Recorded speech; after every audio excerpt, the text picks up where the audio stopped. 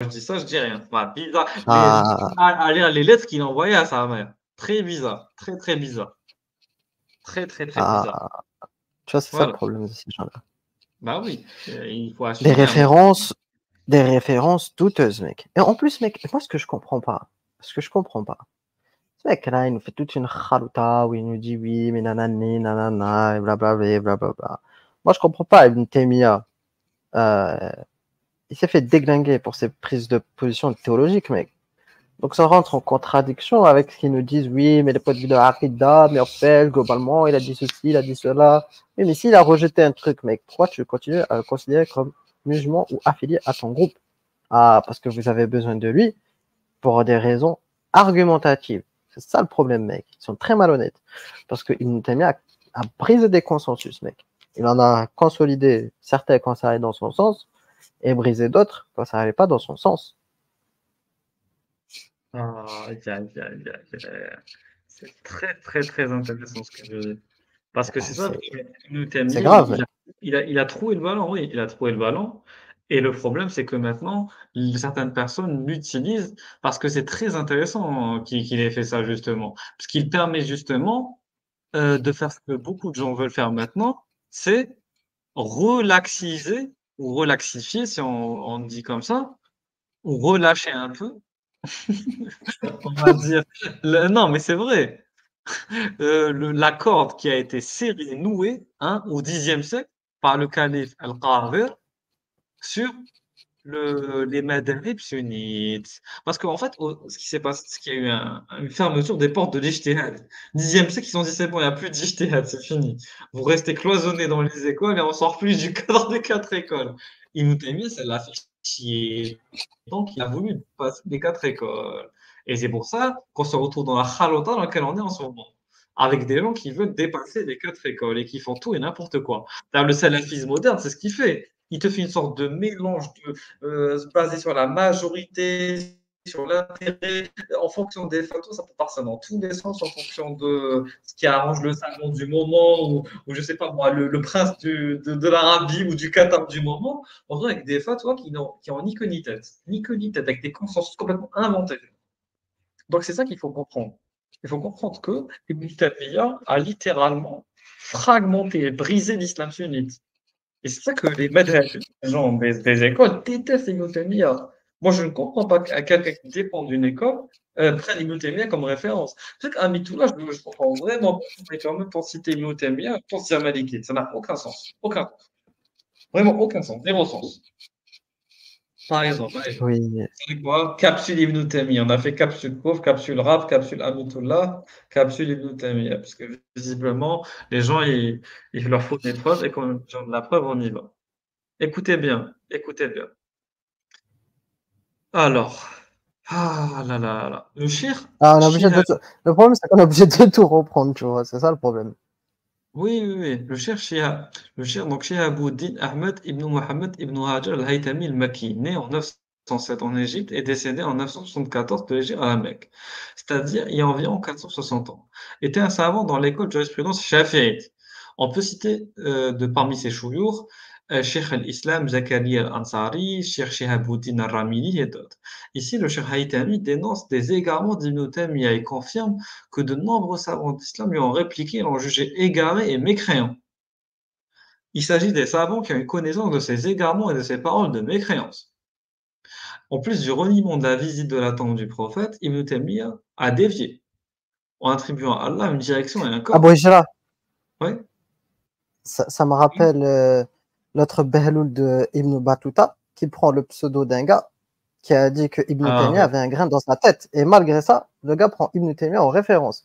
Théma l'incohérence du personnage, mec. Théma l'incohérence du personnage. Et ce mec-là veut venir débattre avec nous.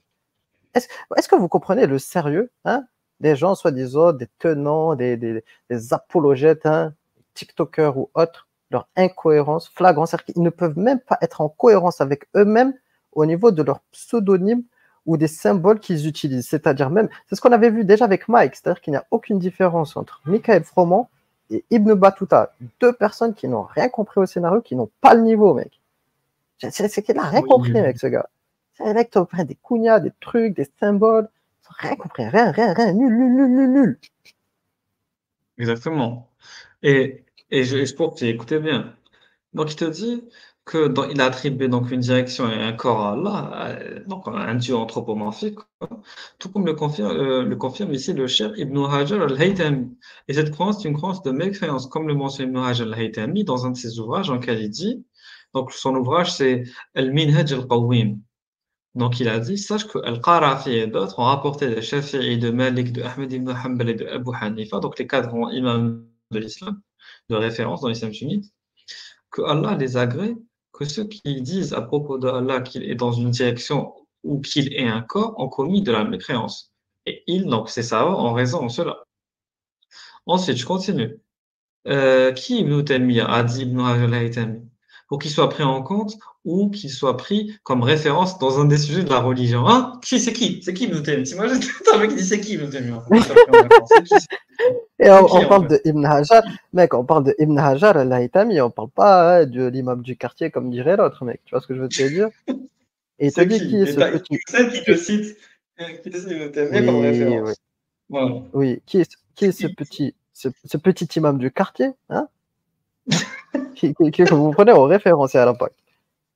Il n'est pas autre que ce qu'ont dit de lui un groupe de savants qui observaient ses propos fallacieux et ses fausses preuves jusqu'à dévoiler légalement dans ses écarts et la laideur de ses illusions et de ses erreurs. Comme l'a dit Al-Izz ibn Jamal, il est un être que Allah a égaré et qui a été dupé et qui a porté l'habit de la honte. Que Allah se le fasse périr, qu'il l'humilie, le prive suite à ses mensonges et à ses fabrications. Ah, Pa. et qu'est-ce qu'il Et je rajoute? souhaite la malédiction d'Allah sur lui. Voilà. Et qu'est-ce qu'il rajoute? Il te dit, c'est un innovateur. Et un égaré qui égare un ignorant. Vraiment une merde. Sombre merde. Sombre merde. Ah, Et t'en as un qui dit, et t'as Ibn Shakir qui dit, Ibn Taymiyyah est un égaré. Dans son livre, Uyun al-Tawarikh. Et ensuite, t'as Salahuddin al-Safadi qui dit les quatre qadis, dont un est Maliki, ah l'autre oui, est Hanafi Hanbali, et qui concordent ont décrété qu'il était égaré, qu'il était un devoir de mettre en garde contre lui. oui, après il y a le Hafid, là, il a dit, Al-Iraqi, là, il a dit quelque chose qui est connu, mec. Ibn Taymiyyah a contredit l'unanimité dans de nombreux points. Il a été dit dans plus de 60 questions, dont certaines concernent les fondements. Voilà. Ça, c'est un truc qui est connu, mec. Il a Enfin, connu contredit. pour ceux qui s'intéressent au sujet. Il a contredit des ijma dans 60 sujets, les gars, 60 sujets. Dont des fondements, hein. Dans des fondements, des usul. Sinon, on dit, oui, il n'y a pas de divergence dans les usul. Bah, Ibn Taymiyyah, ils s'en foutent. Ils s'en foutent. Ibn Taymiyyah a innové de mauvaises croyances et a contredit les fondements de l'islam. Donc, ça, c'est Ah, Subki. oui, Soubki, il était énervé. Il était énervé contre Ibn Taymiyyah, mec. Ibn Battuta, il te dit, il Il avait un avait un problème dans la tête. problème dans sa tête. Donc, on n'avait pas menti, tu vois. Voilà. C'est quelque chose qu'on retrouve. Al-Sakhawi, Non. oui, vas-y. Oui, ouais, non, vas-y. Al-Sakhawi, il a dit, il a été interrogé au sujet C'est des le cher hadiths. de Bukhari, hein. Le cher de Voilà, Bukhari. c'est ça. Donc, qui avait été le seul à émettre, et il avait répondu en fonction des erreurs qu'il y trouvait et de ce qui repoussait son cœur, jusqu'à ce qu'il détermine son jugement à son sujet et déclare ouvertement qu'il nous aimait un innovateur, puis qu'il est mécréant. Par la suite, il s'est mis à déclarer explicitement dans les assemblées que quiconque appellerait Ibn Taymiyyah par l'appellation Cheikh ou Islam deviendrait mécréant pour avoir employé ce terme. Ah, tu vois? C'est-à-dire Et considérer Ibn Taymiyyah comme un cheikh, c'est une parole de kouf. oui, faut être honnête, mec. Voilà, et on Tu vois, peut c'est ça leur continuer problème, en fait, à longtemps. ces gens-là. Ils ont rien compris au scénario. Nul. Donc, c'est Allah Burhanu ad-Din al-Farazi. Il a aussi déclaré mécréant Ibn Taymiyyah. Voilà. Ibn Jabal a déclaré mécréant Ibn Taymiyyah. Al-Hafid Ibn Rajab al-Hanbali a déclaré mécréant Ibn Taymiyyah. Ahmed ibn Darir al-Maliki, certains imams shafi'ites ont dit qu'Ibn Taymiyyah était un égaré qui égare car il a violé l'unanimité. Il a violé l'unanimité. Et donc, la ijma. Et a emprunté la voie des innovateurs blâmables. Ah, tu vois, Al-Maliki, là, juste en dessous, les savants, on dit qu'Ibn Taymiyyah est un égaré qui égare. Ça, c'est ce qu'on reprochait à Ousmane Timera. Aïe, aïe, aïe, Voilà. aïe, aïe. Voilà. La majorité des savants ont déclaré Ibn Taymiyyah et son élève Ibn Qayyim. Égaré, même Ibn Qayyim rentre dans le lot. Ibn Qayyim aussi, il tombe avec lui, il est tombé. Ah, Depuis et un tu moment. vois, et Iqiyoussen qui nous ramène deux mecs égarés, mec.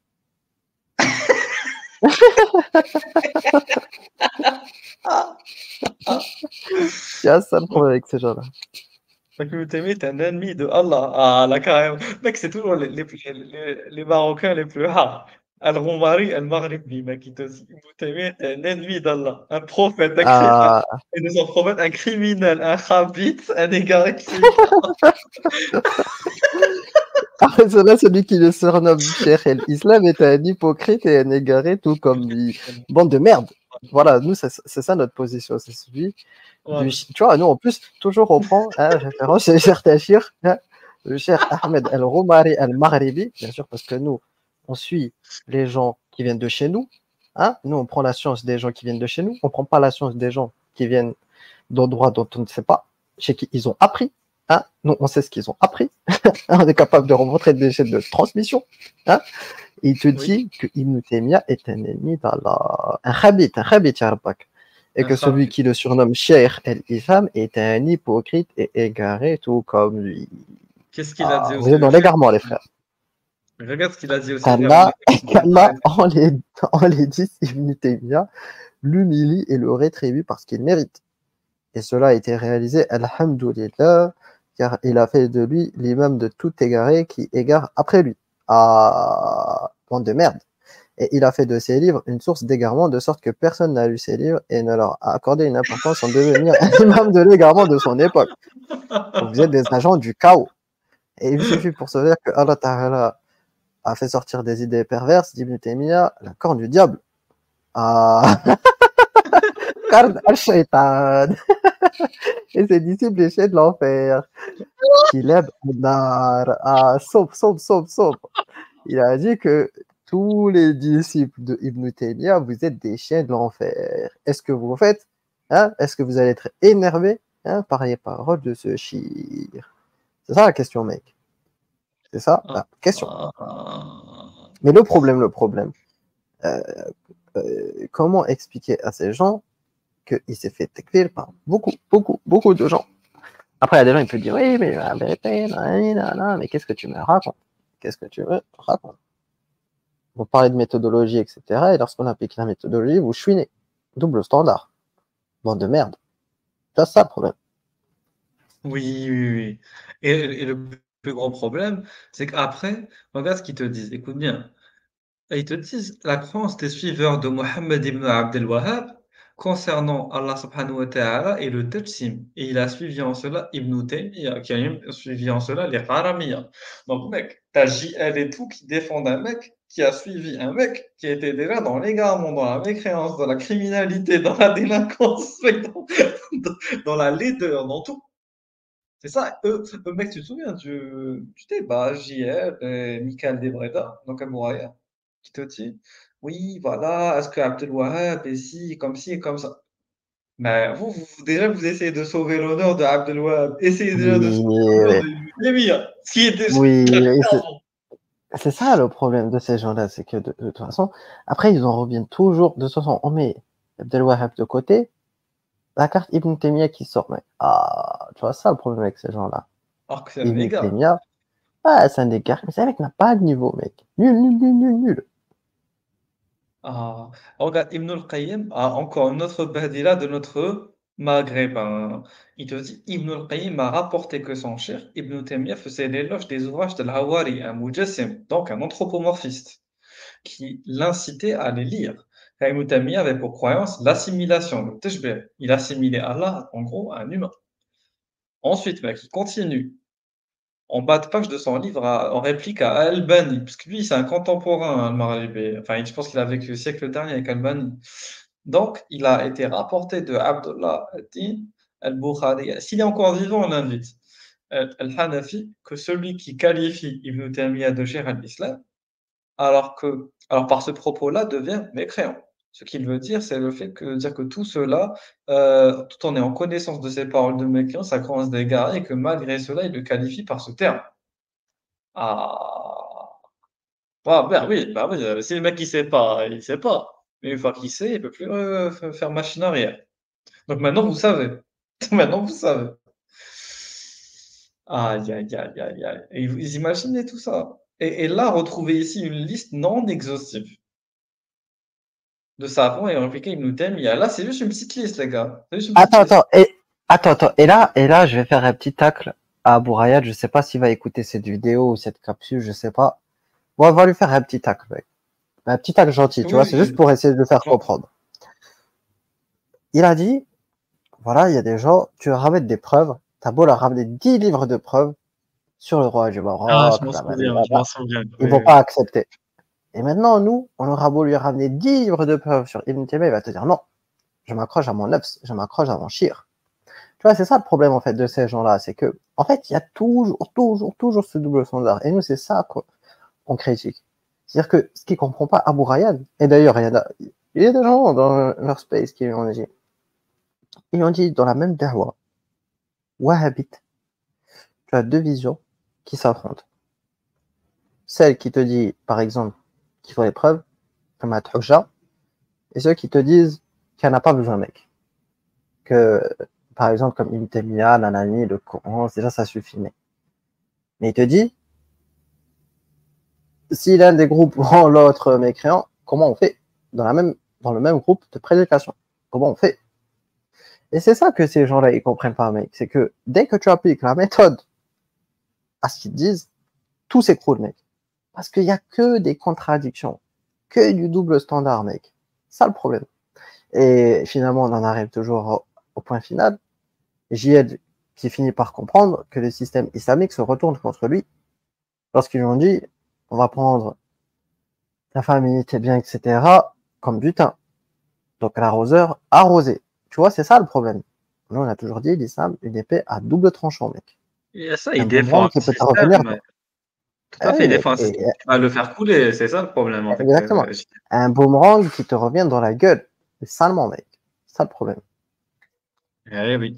Et je continue, je finis. Donc, le cheikh Abdullah al-Harari, ou Harari, al-Harari. Ah oui, en arabe, ça sonne mieux comme ça, al-Harari. Donc, de parmi ceux qui ont mis en garde contre Ibn Taymiyyah, Al-Allama, l'illustre savant, Alauddin al-Bukhari al-Hanafi, qui est décédé en 841, il l'a déclaré mécréant, il a déclaré mécréant ceux qui disent de lui Cheikhul Islam, c'est-à-dire celui qui le nomme Cheikhul Islam tout en connaissant ses propos de mécréance. Le Cheikh al-Sakhraoui a mentionné cela dans Ad-Da'u Lamir. Donc, dans son livre Maqalat Sunniya fi Kashfi Dalalat Ibn Taymiyyah. Donc, le docteur Abdul Fadl Al-Qousi Al-Azhari a dit: les savants de son époque et des époques qui ont suivi jusqu'à ce jour l'ont déclaré comme étant un égaré qui égare, un dal mudallil, en raison de ses nombreuses croyances et fatwas déviants dont il ne s'est jamais repenti. Ibn Taymiyyah d'ailleurs fut incarcéré pour mécréance par avis concordant des savants. Incarcéré pour mécréance, les gars. Je sais pas si vous vous rendez compte. Incarcéré pour mécréance. Et ça, on le retrouve où, mec? Sur le site officiel de l'Association mondiale des promus d'Al-Azhar. C'est un mec d'Al-Azhar qui a écrit ça. Qu'Al-Azhar considère Ibn Taymiyyah comme un égaré, comme un putain de mécréant. Attends, Oui, attends, après, c'est ça leur problème, c'est qu'ils nous parlent de mecs qui n'ont pas le niveau, qui sortent en dehors du champ de la Jama'a, mec. Un mec attends, qui est égaré, qui t'égare. Ibn Taymiyyah prend comme référence l'évangile. J'en ai marre. Ah, dans son livre Sharh Hadith an-Nuzul, page 217 de l'édition saoudienne Darul Asima, par le wahhabite Mohammed ibn Adi al-Rahman al-Khamis, Ibn Taymiyyah, le Mujassim, j'aime bien, le Mujassim a dit, l'anthropomorphiste a dit, dans l'évangile, le Messie, Isa, donc le Messie Isa, a dit: «Ne jurez point par le ciel, il s'agit certes du coursier de Dieu». Heu, le coursier, c'est le terme hyper ambigu. Il a dit aux apôtres: «Si vous pardonnez aux hommes leurs fautes, alors votre Père qui est aux cieux vous pardonnera à tous». Bon voilà, et là il cite l'Évangile. Après cela, le vérificateur du livre a dit: «Dans l'Évangile authentique». Ah! Aïe, aïe, aïe, aïe, aïe, aïe, aïe, aïe, aïe. Donc Ibn Taymiyya tente de justifier sa mauvaise croyance en s'appuyant sur 3 passages de la Bible. Matthieu, chapitre 5, verset 34, Matthieu, chapitre 6, verset 14 et Matthieu, chapitre 6, verset 26. Dans ces passages, il y a le fait d'accuser le prophète, d'appeler Allah Père et de considérer qu'il habiterait aux cieux. Aïe, aïe, aïe, aïe, aïe, aïe, aïe, aïe, aïe, aïe, aïe. Mais c'est de la folie, c'est vrai, il a pris vraiment comme référence l'Évangile pour appuyer sa croyance. Je suis choqué. Je suis choqué, c'est de la folie ce concept. Et après, Ibn Taymiyya, il te dit c'est lui le sunnite, Oui, c'est tu vois? Donc c'est pour ça que moi, ça me fait hack quand dans certains lives, les mecs, ils te parlent de sunnisme, nanani, ils comprennent pas que déjà dans le sunnisme, c'est une khalouta, mec. oh là là là là. Et c'est Donc pour et moi, ça je trouve qu'il y a des gens qui ont beaucoup de prétentions, mais quand on gratte un peu, on est un peu sceptique, mec. Faut être honnête. très, très, très sceptique et très dubitatif. Et on va finir par notre ami Hassan, hein. Donc si nous regarde du Maroc, salut à toi, hein. Voilà. 13 à la lumière des données actuelles. Non, non, non, ils font même pas d'ijtihad. Attends, attends. Aujourd'hui, c'est pas que nos savants, certains de nos savants aujourd'hui font un ijtihad en l'an 2013 à la lumière des données actuelles. Non, non, non, ils font même pas d'ijtihad.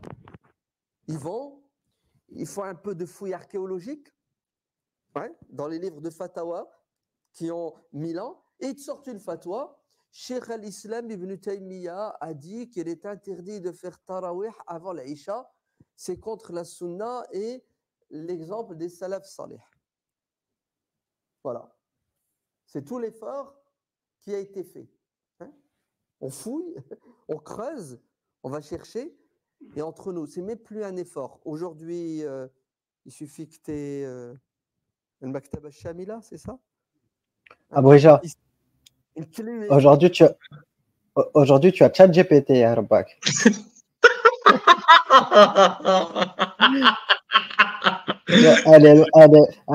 Elle est loin où il nous parlait d'époque de clé USB, mec. On te parle de cloud. Est-ce que vous comprenez maintenant les coups-frères, hein, dans quelle époque on évolue? C'est-à-dire qu'on regarde 10 ans en arrière, on a l'impression qu'on vit à l'époque de la jahiliya, de l'ignorance, de l'archaïsme. On a l'impression qu'on part d'un autre temps. Je ne sais pas si vous vous rendez compte à quel point notre société elle évolue très vite. Je parle au niveau technologique, bien sûr. Et des notions, des concepts qui me paraissent archaïques. C'est comme par exemple, je sais pas, tu parles à quelqu'un qui est né dans les années 2010. Même nous, hein, nous on n'est pas non plus, on n'est pas des anciens de ouf. Hein.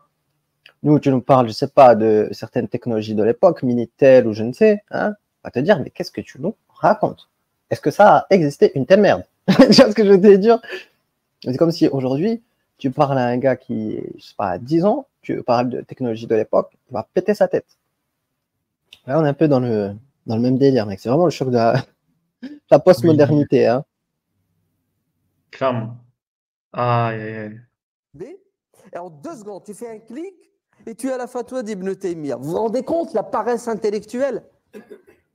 Encore avant les livres, bah, il fallait l'avoir, il fallait feuilleter, surtout quand il n'y avait pas de lexique. Non, non, aujourd'hui, un petit clic et le mec, il te sort quoi? Il te sort l'avis de quelqu'un d'extraordinaire qui s'appelle Ibn Taymiyyah et il s'arrête à quoi? À son avis qui a été dit à une époque dans des Abouja, Wallah,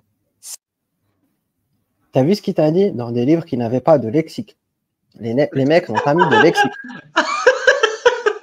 Sale merde. Démerde-toi. Non, mais faut être honnête, mec, c'est horrible. Alors que, Oui, mec, oui. imagine, moi, j'avais lu justement que, tu sais, la société islamique s'est intéressée un peu à la combinatoire. Et justement, pour ces raisons-là, a priori de lexique, mec. Et là, le gars te dit fièrement que dans notre livre, ils n'ont pas pensé à mettre de lexique. Démerde-toi. Cherche dans je ne sais combien de tomes. Tu vois, il n'y a pas une. Tu vois, aujourd'hui, mec, l'efficacité, tout l'enjeu, c'est de pouvoir bien indexer des données. C'est ça qui va faire la différence. Et lui, il te dit, non, nous, dans nos livres, il n'y a pas d'index. Tu te démerdes. Mais tu comprends la mentalité, comment elle est complètement différente. Et ces gens, ils comprennent pas le problème, tu vois. Le mec, il te dit une chose, une bêtise, tu vois, qui est censée être une bêtise, mec. Mais lui, il l'utilise comme argument, alors que ce n'est pas censé être un argument, tu vois. C'est ça le problème, nous aussi, qu'on reproche à certains des imams. Parce que dans leur discours, eux, ils croient qu'ils détent ça. Et lui, il croit que là, j'ai acheté une bombe, hein, ça tue. Hein. Mec, son argument, il est catastrophique en réalité. C'est ça qu'il comprend pas. Ben oui, c'est ça. Attends, je continue. C'est contraire au bon sens et c'est contraire même à l'intelligence d'Ibn Taymiyyah. Parce qu'Ibn Taymiyyah n'était pas comme ça. Ibn Taymiyyah, il était d'une ouverture d'esprit, d'un réalisme et d'un pragmatisme sans précédent. Ibn Taymiyyah est sans doute le savant, écoutez bien ce que je veux dire aujourd'hui, qui est le plus manipulé, ses idées sont utilisées par des gens, pourquoi? Pour véhiculer des idéologies contraires à ce qu'Ibn Taymiyyah pense et dit, mais surtout contraire à notre réalité. Je vous donne un exemple tout simple. Ibn Taymiyyah, ils ont compilé ses fatawas, ses réponses. 37 volumes, vous entendez? Ibn Taymiyyah, il avait Pentium 4 dans le cerveau. Il écrivait la nuit les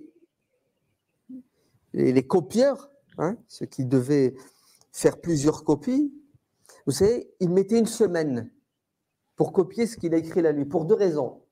Il écrivait très vite et il écrivait très mal. C'est trop, mec, c'est trop. Tu vois, c'est ça le problème. Tu vois, c'est ça le problème. Tu vois, alors bien sûr, tu as même à l'heure d'aujourd'hui, des mathématiciens qui ont eu des écritures épouvantables et tout. Il n'y a pas de souci. Mais tu as aussi des scientifiques qui ont eu une très belle écriture. Tu vois, c'est ça le problème. C'est mort, c'est trop. Ah oui, il ne levait jamais sa plume. Tout était lié. Il n'y avait pas le temps. Il y avait une pile de parchemin, de feuilles, l'encre, les plumes, et il écrivait et jetait. Il écrivait sans s'arrêter. Ben, vous savez, ces fatawas, quand vous les prenez, Moi, je m'interroge, est-ce qu'il prenait le temps de réfléchir? Parce que, je suis désolé, mais quand même, si tu prends pas le temps de bien écrire, je peux m'interroger sur est-ce que tu prends le temps déjà de bien réfléchir à la question? C'est ça l'histoire, mec. Parce que là, on parle de fatwa. Déjà, est-ce que Ibn Taymiyyah a le niveau d'un mujtahid pour pouvoir faire des fatwas? Est-ce qu'il a le niveau d'un mufti pour pouvoir faire des fatwas? Je ne comprends pas. Est-ce que c'est un expert de la science du hadith? Est-ce que c'est un expert du Coran? Est-ce que c'est un expert de l'ijma'? Est-ce que c'est un expert de la linguistique arabe? Est-ce que c'est un expert de la sociologie, de la psychologie? Des gens de son époque? Est-ce qu'il a déjà exercé, voilà, une fonction de qadi une fois dans sa vie pour comprendre comment ça se passe? C'est ça, en fait, il peut pas juste comme ça s'improviser, jurisconsulte. C'est de la folie.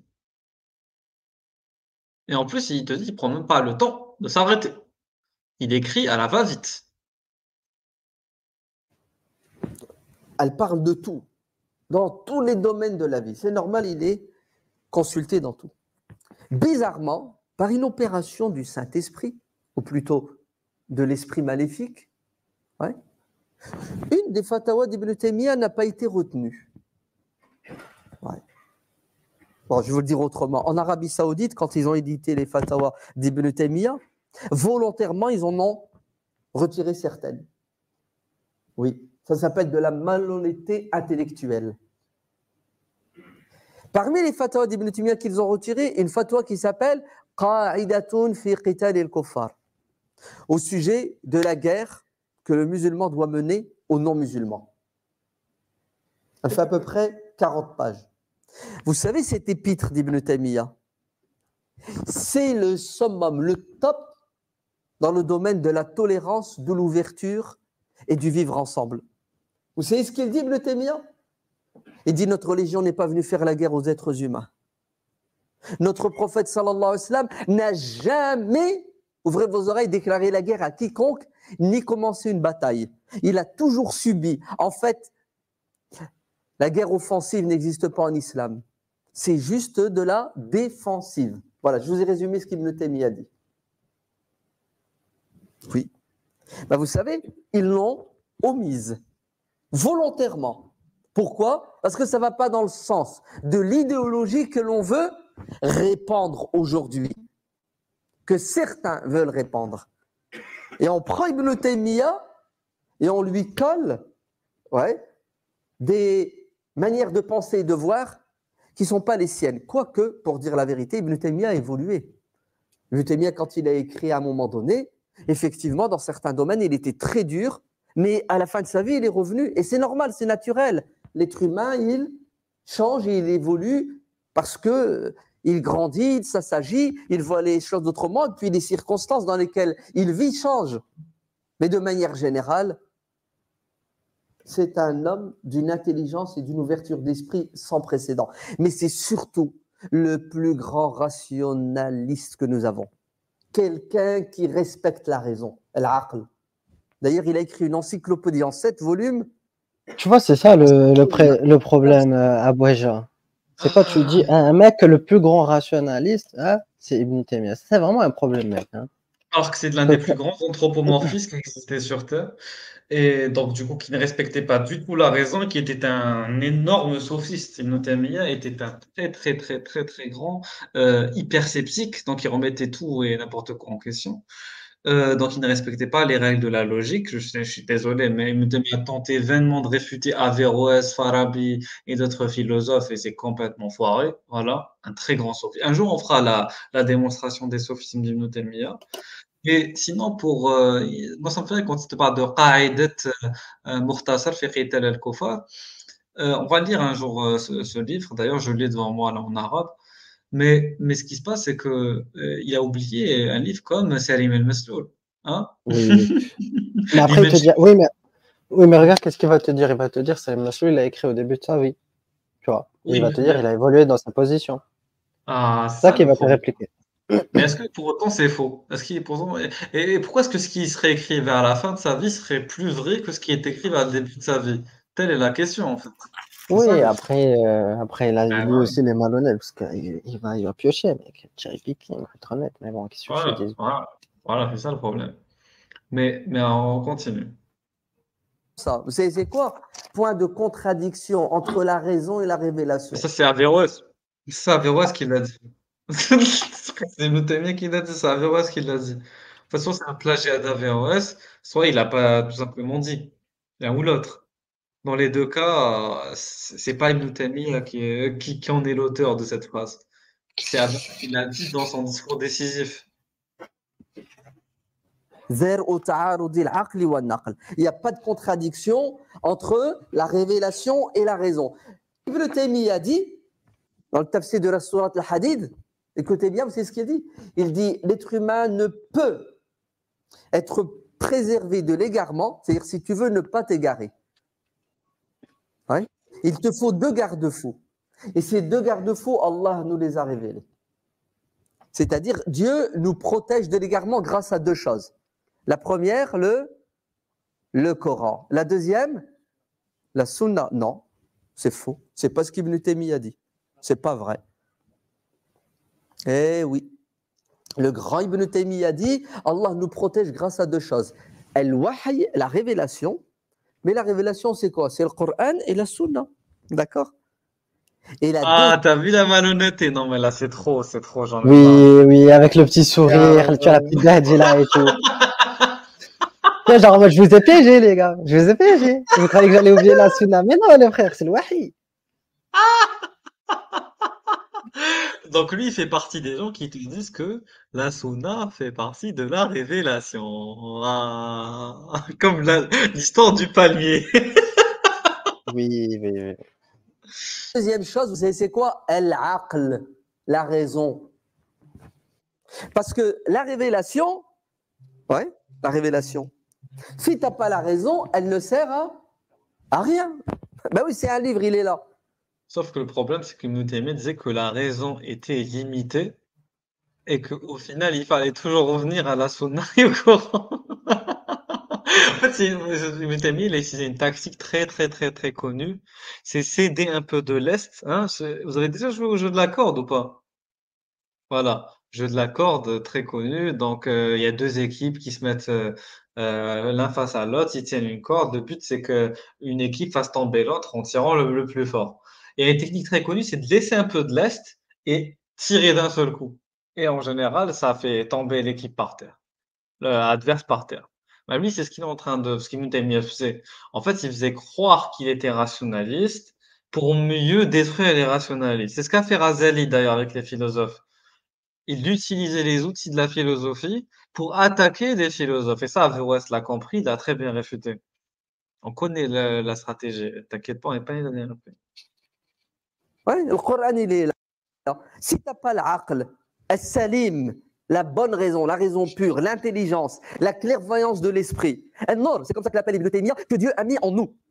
Hein, Dieu a mis en nous une lumière, la lumière de l'intelligence, de la raison, plus la lumière de la révélation. Les deux doivent quoi entrer en symbiose.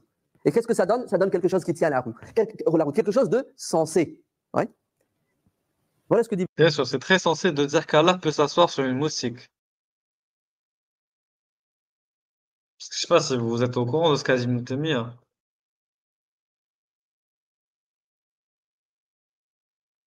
Une moustique, excuse-moi, un moustique. Là, je commence à m'en fatiguer.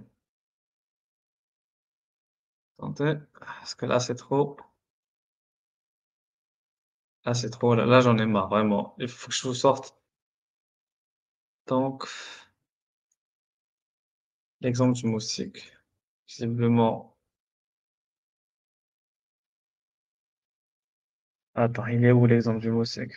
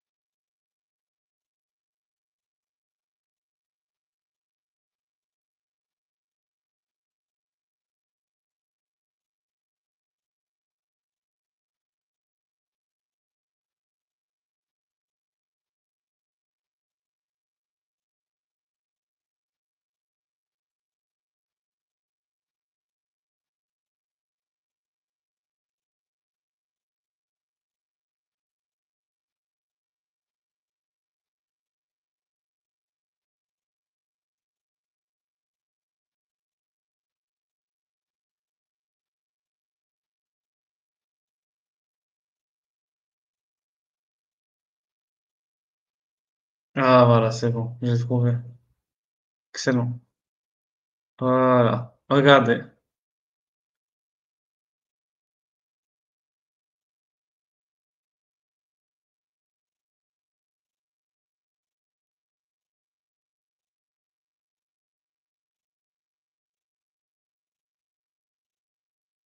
Alors, je sais pas, Ruyen a arrêté de parler, donc moi j'étais occupé de chercher la preuve de ce que j'ai dit. Donc, la citation en référence a été citée par Cheikh l'Islam Ibn Taymiyyah d'après Uthman ibn Sa'd ad-Darimi. Donc, il a cité à son propre compte. Voilà. Bah, si je cite quelqu'un, c'est que je suis d'accord avec lui si je ne le contredis pas par la suite. Donc, Cheikh Ibn Taymiyyah a dit dans son livre Bayan Talbi al-Jahmiyya. Donc, Uthman ibn Sa'id ad-Darimi a dit en réfutant Al-Marisi et son compagnon, Plus étrange que tout cela est l'analogie que vous faites pour déterminer la taille d'Allah en mesurant le trône en termes de poids et de volume, affirmant, comme un garçon aveugle, que si Allah était plus grand ou plus petit ou même de la taille que le trône, si Allah avait voulu, il se serait installé sur le dos d'un moustique. Et celui-ci, le moustique, l'aurait trouvé léger, ou il l'aurait porté sur son dos, par sa puissance et la subtilité de sa seigneurie. Comment alors serait-il sur un trône magnifique plus grand que les cieux et la terre? Ah, donc voilà. Donc Ibn Taymiyyah, il te dit, en citant bien sûr l'avis de Uthman ibn Saïd ad-Darimi, que si Allah le veut, il peut s'asseoir sur un moustique, qu'un moustique peut porter Allah, et que le moustique va trouver Allah léger, donc il attribue un poids à Allah. Vous comprenez maintenant les conneries de Ibn Taymiyyah? Est-ce qu'un homme rationnel va accepter ce genre de paroles à propos de son Dieu, qui est censé être un être quand même métaphysique, quand même, qui est en dehors de tout concept rattaché à ce qu'on connaît de la physique moderne, la notion de poids, de masse, de volume, de taille, etc. Vraiment. Bon, je retourne, parce que là, c'est toujours les conneries islamiques comme d'habitude. C'est pour ça que moi je trouve ça dommage d'avoir viré Hossein. Moi, ce que j'aurais voulu, c'est qu'il reste ici, qu'on puisse débattre contre lui. Là, ça aurait été beaucoup plus intéressant que de le virer pour le coup. Ah là là. Alors, on finit la vidéo et puis on y va. Bien sûr. Et tout ce qui va, ouvrez bien vos oreilles, en opposition à la raison, ne peut pas venir de Dieu. Parce que Allah nous a créés. Et il ne nous a pas demandé de croire en quelque chose qui est impossible, que la raison ne peut pas entendre. Quelque chose qui dépasse la raison, oui, c'est possible. Mais quelque chose qui vient remettre en question la raison, impossible. Sinon, ceux qui sont égarés ont un alibi sans précédent. Donc, écoutez bien. Ibn al-Qayyim, son élève, le premier de ses élèves, le plus grand, c'est ce qu'il dit. Il dit cette religion, cette voie que Dieu a tracée, la charia, elle est basée et fondée sur quoi? Sur Ar-Rahma, la miséricorde, la clémence, sur la justice. Vous entendez? Et tout ce qui vient contredire ces principes est contraire à l'islam, même si certains prétendent que c'est de l'islam. Oui. En bon français, il faut tamiser. Oui, il faut tamiser. Et comment vous allez distinguer le vrai du faux? Comment vous allez tamiser? La raison, c'est pas logique. Ce que tu dis, ça rentre pas. C'est n'importe quoi. Secondo, c'est contraire à la justice. C'est contraire à l'amour, à la miséricorde. J'en veux pas. Oui, c'est ce que dit Ibn al-Qayyim. Parce que Dieu ne peut pas nous demander de faire quelque chose qui est contre la justice. Inna Allah yamuru bil adl. Dieu nous a envoyé cette religion et son messager qui sont miséricorde. Donc Allah yibarak fikoum. On a besoin de la révélation, nous avons besoin de quoi? De l'intelligence, de l'aql, pour pouvoir faire quoi? Faire un mariage. Un mariage heureux entre la révélation et la raison pour vivre équilibré. Sinon, vous allez voir les conséquences dans 2 minutes. Très bien. Donc, l'ijtihad doit être fait à la lumière de quoi? À la lumière des textes, on doit se baser sur les textes, à la lumière du contexte, à la lumière des données sociologiques, psychologiques, économiques, climatiques. On doit tenir compte de toutes les données pour pouvoir apporter un raisonnement qui va quoi? Qui va permettre aux croyants de s'épanouir dans sa religion. Car le but de la religion, c'est l'épanouissement de l'individu. Vous entendez? Dieu n'a que faire de notre souffrance. Adorez Dieu tant que vous pouvez. Tu ne peux pas, tu es mort, tu es fatigué, stop, tu fais une pause, va dormir. Car tu vas te fatiguer avant que Dieu ne se fatigue. Pénétrez dans cette religion avec douceur. Si vous voulez aller trop vite, vous allez vous fatiguer. Vous n'atteindrez pas votre objectif. Votre monture, vous allez l'user. Alors, tout ça sont des hadiths qui vont dans un sens qui est clair et net. Cette religion, c'est une religion qui est à la mesure. De qui? De l'humain, des capacités de l'homme. Allah ne nous demande pas de porter ce qui est insupportable. Et vous savez ce qu'a dit Dieu? Il a dit, je vous ai exaucé. Les compagnons ont dit à Allah, s'il te plaît, ne nous demande pas ce qui est compliqué, ce qui est difficile, ce qui est insupportable. Et Dieu leur a dit, ne vous inquiétez pas, cette religion, le propre de cette religion, le propre de l'islam sous sa forme mohammadienne, vous savez c'est quoi? C'est d'apporter la souplesse et la facilité. Contrairement à l'islam sous sa forme mosaïque, qui avait pour objectif de quoi? De régler des comptes avec un peuple bien défini. Mais nous, l'islam est venu pourquoi? Pour lever les carcans. Vous entendez? Les poids lourds. Non, non, non. L'islam, c'est quoi? C'est accessible à tout le monde. Ah, très intéressant. Très, très intéressant. Aurélien, tu veux réagir à ça ou non? Non, pas spécialement, hein. Franchement, une chalouta, mec. Il te dit oui, l'année, la charia, je sais pas quoi, bah oui, bah. Non, parce Ah, que tu connais, mec, il fait son prêche, hein. Il a aucun contradicteur en face de lui. C'est facile de débiter, mec. mais là, on a prouvé la problématique de citer un comme Ibn Taymiyya sans après justement, voilà, donc montrer la vérité des textes. Comme j'ai montré avec l'exemple du sikh, c'est un exemple parmi beaucoup d'autres par rapport à l'intolérance, excusez-moi, l'irrationalité, l'intolérance. On a déjà montré que ça Ibn Masloul, l'irrationalité dont faisait preuve, l'irrationalité dont faisait preuve Ibn Taymiyya. Moi, je pense qu'on va arrêter là. Merci en tout cas pour nous avoir écoutés, tout le monde. Passez une très bonne fin de week-end et à bientôt. Ciao, ciao. Au revoir. À plus, ciao.